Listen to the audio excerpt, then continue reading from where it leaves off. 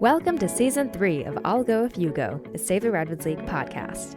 We're building community and illuminating how Californians from all walks of life think about and experience nature and conservation in the Redwoods and beyond. I'll go if you go, because when we explore together in community, the experience is all the more powerful. Hey everyone, your host Emily Harwitz here. Whether you're a new listener or an old friend, welcome to Season 3. I'm very excited about this season because it's all about finding or creating your niche in the Redwoods, specifically among folks who don't often see themselves represented in the outdoors. We know that we're out there communing with nature, so this season we're talking to some amazing guests about how they're fostering belongingness in the outdoors, and ways we can join them in being community too. Last season, we recorded outside with our guests so we could do activities in the field together. This season, we're recording from a little studio we've set up in the downtown San Francisco office of Save the Redwoods League, and sitting down with guests for some intimate chats and quality conversation. Are you ready, kids? I asked my friend about advice for doing podcasts, and she was like, before you start recording, go blah, blah, blah, blah, blah, a bunch of times to just make sure you're not stuttering. And I didn't do so. Should we do it right now? Let's do it right now. Okay. Okay. All right. So how did I get into conservation? That was Alana Smith, a co-founder of the Northern California chapter of Conservationists of Color, an affinity group for people of color who believe in protecting the air we breathe, the water we drink, and the land we love while creating healthy, thriving communities. Alana is also a geographer, a queer Black woman, a nature explorer, a parks program associate at Save the Redwoods League, which she comes to after a decade of working in parks across the nation as a park ranger with the National Park Service. And there's so much more to Alana's story. Alana, welcome to I'll Go If You Go. Hey, Emily. Thanks so much for having me on. I'm really honored to be joining for Season 3 and first episode. Really excited to talk with you today. My first question is, how would you describe what you do? Okay, so I am on the Parks and Public Engagement team here at Save the Redwoods League. And so the main focus of my job is planning and coordinating public access to the League's redwood forests. But then also included in that is, leading education programs, collaborating with community organizations, putting on, different outreach events. And really all of that is done in this framework of equity. Super important to me. And, some of the real highlights and priorities are making communities of color feel welcome in the outdoors. And then also collaborating with our Indigenous partners for land stewardship. So that's awesome. And how did you get into conservation? So as a kid growing up, I always loved being in the outdoors. I loved watching those nature shows on TV. And then I also was a Girl Scout, so I was into camping. And I always, wanted to, quote unquote, save the environment. I relate. Yeah. And so I graduated from college. I studied international studies, was my degree. And I moved back in with my parents, and I was just trying to find a job. And I was looking for anything. I applied to everything from, book publishing to fashion merchandising. Can imagine. Yes, the surprise look on your face. Yes. So I made it through 2 rounds of interviews with Abercrombie and Fitch. Oh, wow. Yes, before the jig was up on that one. So that was not my calling. By chance, I was on the internet and I found this ad for an internship. And it was for a park that I'd grown up going to with my family, Chattahoochee River National Recreation Area. And it was a park that I didn't even realize. Where is that? Oh, that's in Atlanta. Sorry. Yeah. So it's in Atlanta where I grew up. Yeah. So I'm from Atlanta. And so, yeah, growing up, my family would go walking, around the river. And so there was this little advertisement for an internship. And, looking back on it, that was really the portal to just my whole career. So you got this internship and it ended up being with the National Park Service. And then from that, you went on to being a park ranger. What was it like for you working at the National Park Service and in the outdoors? Yeah, so many times, people would come up to me and say, wow, you have the best job in the world. And, I count myself as really lucky to have been able to hear that as many times as I have. I went to 4 different national parks total. So starting out at Chattahoochee River National Recreation Area. And then I went down to Virgin Islands National Park. I was there for a total of 5 years. And during that time, I went and did a season at Everglades. And this was after, this was 2017. So it was right after we had a hurricane down in Virgin Islands. And so I spent time at Everglades, and then I grew up in Miami. Oh Everglades yeah, is that's one of my right. childhood parks. Oh, nice. Oh, it's amazing. Like I was so amazed by all the animals there. Just like all the sounds. Yeah.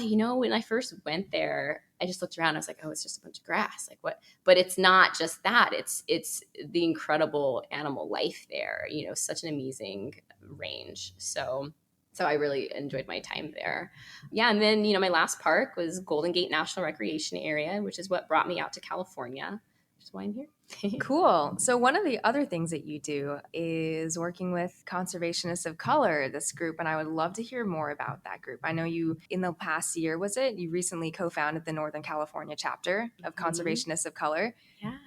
Yeah. So that just happened a couple months ago, actually. And, a little background that actually does tie back into the National Park Service is a key part of my experience with NPS is that, like, as soon as you start working there, you're quickly connected to this kind of extensive network of people that are doing similar work to you. And then people are always moving around like every few months or every few years. And soon, people all across the country. And it's kind of like this big extended family of your colleagues and friends, mentors, probably a few people you have beef with, all of that. And so it was really difficult to leave for that reason. I left NPS in this past June, 2022. And, I felt this impending sense of loss of, the sense of kind of almost disconnect and, already working in a field that, as a Black woman feels, it can feel isolating. And so when I saw an opportunity to kind of rebuild that sort of network, just a couple months ago, I got a chance to go to a work conference. This was in New Orleans, and it was put on by the Land Trust Alliance. So it was people from all around the country who, work for land trusts, work in land stewardship, and, everyone was converging on New Orleans. And it was a great way to meet people. And, every time I walked into a room and I would sit down and introduce myself to the person sitting next to me, and it'd be like, oh, wait, you're from California too? What? Yet another California person. We were all over that conference. And, I was thinking it would be such a shame to walk away from this and lose those connections. And then Conservationists of Color, like the national group, they put on a happy hour for Conservationists of Color. And that's where I met my co-lead, Megan Wynn, who is with Peninsula Open Space Trust. And, luckily, they felt the exact same way that I did. And we both decided, hey, when we get back home, let's go camping. So that's how it got started. And, it's really just about, we want to kind of build out that community. Yeah, that's awesome. I want to come camping. Yes, please do. I'm so curious with this group. I'd love to hear more about the group Conservationists of Color and specifically the Northern California chapter that you recently co-founded. Yeah. So, what it's all about is, creating a space where we can, support each other and talk about, different challenges that we're experiencing. And then even, maybe finding opportunities to collaborate on, a variety of projects. So we had our first little camp out. This was about a couple months ago. It was soon after we got back from our work conference. And it was Megan and I, and then Andrew from Santa Lucia Conservancy. And, we're sitting around the campfire. We're, demolishing some tasty s'mores. and we're talking about, we got to change this name. We can't be the conservationists because, as a lot of us know now, the conservation movement, has a pretty problematic legacy, with, not just excluding people of color, but, like actively harming Native nations. And, like those pesky ties to the eugenics movement, but, our conversation continued. And then we kind of realized that, what this is about is it's about redefining conservation, making conservation inclusive, making it colorful, multilingual, queer, all of it. And so, that's what we're aiming to do. And we're just aiming to kind of be in community with each other for that. there's a part of it that is from the professional side, like, yes, how do we incorporate this into our work, but also the personal side of what's my lived experience working in this space. Learning from the experiences of others and their perspectives, and then, also being able to reciprocate and, share some of myself as well. And then, we can all kind of grow together. So making this something that we all want to be a part of and that we feel included by. Exactly. So while doing fun things outdoors. Exactly. Yeah. And connecting with each other and nature. I love that. Exactly. Yeah. So, what we're hoping to do is keep up doing regular campouts, and they're going to be fun, but also we're going to have like structured programming. So there's going to be facilitated conversations. We want to, have art. We want poetry. We want everyone to have an opportunity to, lead different activities, so that it's really, emphasis is on, learning and sharing and growing. Wow, this is all speaking to me on such a deep level. Yay! I love that. So for listeners who hear all this and are excited to be part of something like this, how can people join? Yeah. So don't Google us, because you won't find anything yet, because we're still pretty new and kind of unofficial. But yeah, so we're looking for folks who are working in conservation and, working in land stewardship with, organizing communities outdoors, kind of anything that's at all related to that. And let's see, like email me maybe. asmith@savetheredwoods.org. Yeah, we'll put that information in the episode description. Great. Thanks. So, okay, that's really cool to know. So for people living in Northern California, you're a good point of contact. What about for people who aren't in Northern California? Yeah, so there are definitely other organizations out there that focus on folks working in environmental fields. But if you don't know of one, that might be a great opportunity to go start one, Hear that, listeners? Yes. So I want to hear more about your connection with nature. You grew up in Atlanta, land of flowering dogwoods and coral honeysuckles. How did you feel the first time you went to the Redwoods? It's a great question. It also makes me miss springtime in Atlanta. So first time I saw the Redwoods, I was very, very cold. So this was back when I was living in Virgin Islands. I went to visit Sequoia and Kings Canyon National Parks. And, I packed shorts because I was thinking, okay, California in June, that was a sensible choice, It snowed overnight. I was camping. Yeah, so woke up and it was just like winter wonderland in June. But it was really amazing because I got to see the biggest trees in the world covered in snow. And that was the first time I ever saw bears. So, there was like snow sprinkled in their fur. So yeah, it was a really, kind of magical experience. And it feels surreal that a few years later, here I am, not only living in California, but working for an organization that is focused on these trees that mesmerized me those years ago. That sounds like a really magical experience. Wow. Yeah. And bears in snow. Yes. Our main goal with All Go Fugo is to build community and belonging in the Redwoods and the outdoors. And I'm wondering, to you, what does it look like to belong outdoors? I think for most people, probably the answer to this question is someone strolling down the trail confidently, like knowing exactly what they're doing, and with lots of wilderness knowledge. But for me, when I think about this question, I think back to my first solo backpacking trip. It was a couple years ago for my 30th birthday. And I went to Redwood Canyon in Kings Canyon National Park. And I must have been in the parking lot it was well over an hour, like stressing out about, I don't have all my stuff together. Is this right? And then I wanted to wait until the parking lot was clear because I didn't want anyone to witness me walking into the woods looking like such an amateur. And so walking down the trail and things are falling off my backpack, and I didn't sleep that night because I was scared of bears. And, but now I think back to that person, and she belongs outdoors. It's not about having everything figured out. It's about, all shades, all experience levels, just being out there because you want to be and kind of figuring it out. And then overall, I think, as far as what it feels like, I feel like such a peace when I'm out there, and, kind of this realization that it's not us separate from nature, but it's more like, we're all a part of nature. We're part of the outdoors. The outdoors is a part of us. So we belong. I love that. Beautifully said. I feel that way too when I'm out in nature. Like, what does it feel like to belong as well? When I feel like I'm an animal in my animal body, among these other beings. And I think about that I have my people community, but I also have my ecological community. And so like when I go into the redwoods, for example, the trees, I do feel these are living beings. And when I start to know their names and learn more about them, they feel like friends. Family members. Yeah, exactly. Oh, I love that. Nice. Explore Redwoods is a portal into California's magical coast, redwood, and giant sequoia forest. Visit exploreredwoods.org to learn what's available in more than 100 redwood parks and plan an unforgettable adventure. From hiking and biking trails to camping to swimming holes, this web-based app will get you there. Visit exploreredwoods.org.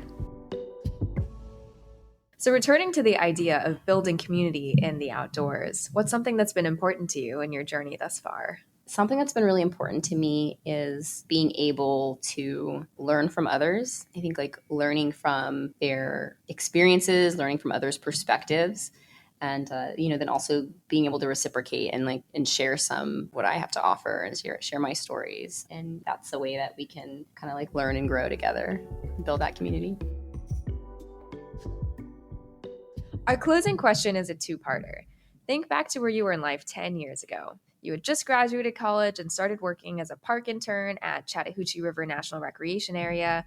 What would you want to tell that younger version of you? Are you asking like professionally or personally? Both. Both. However Woo! You want to answer. Okay. All right. Well, I would have to say my top thing would be you got to stop chemically straightening your hair, which, that's like a whole other podcast episode. But, that's number one. Took me a while to figure that one out. And then let's see. I would say professionally finding your mentors and, listening to what they tell you, even when your emotions want you to do something else, my mentors have had like a really amazing, influence in my life. And so I'm really grateful for them. And then what else? I would say not being afraid to let go. And, I mean that in relation to, place, person, a job, an idea. There's something very freeing about letting go and trying something else, starting new. But at the same time, making sure that you stay connected where it matters and you'll figure out how to do that, I guess. There'll be ups and downs, but things will turn out okay because I'm here. That was really beautiful, Alana. Now imagine yourself 10 years from now. What do you hope to see yourself doing? So I really like this question, Emily, because I don't know, like some people, I very much will catch myself like fast forwarding ahead and like stressing about the distant future. And my favorite trick to get out of that is, look at the last 10 years and look how many things happened that you could never even have dreamed of happening. So, so it's cool to think about where I might be. I would, let's see, maybe I'm still working for the league and, taking on some new roles and just expanding our mission. I would love to be running like a scholarship program and a mentoring program through Northern California Conservationists of Color, and then, also there's like behind door number 2, maybe I'm living and working internationally for like an environmental organization. That's always been like another kind of dream of mine.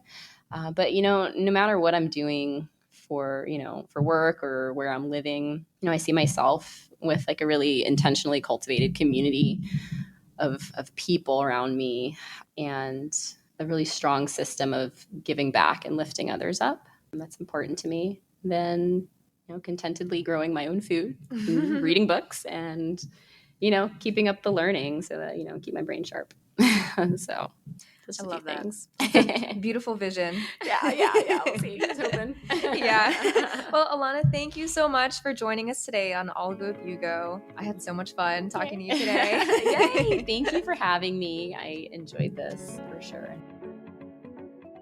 That was Alana Smith, co-founder of the Northern California chapter of Conservationists of Color and Parks Program Associate at Save the Redwoods League. To learn more about how you can join Alana outside, email her at asmith@savetheredwoods.org or check the show notes. I'll go if you go. Oh, I really do look like an 80s grandpa. In the best